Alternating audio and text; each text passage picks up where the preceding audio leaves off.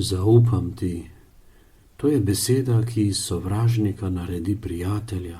Verujem je izraz zaupanja in prijateljstva. Kadar rečeš verujem, tedaj veš, da zmoreš tudi tisto, kar drugi mislijo, da ne zmoreš. Verujem, to je beseda, ki te vodi do vsemogočnega Boga.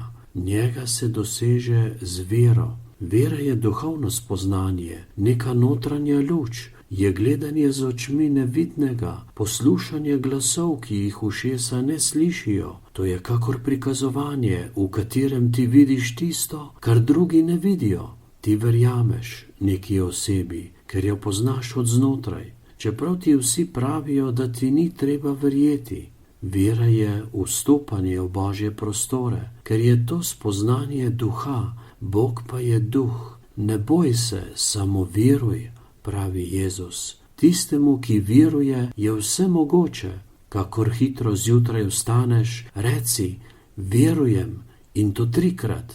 Potem pa se ustavi in prisluškuj resničnosti drugega sveta.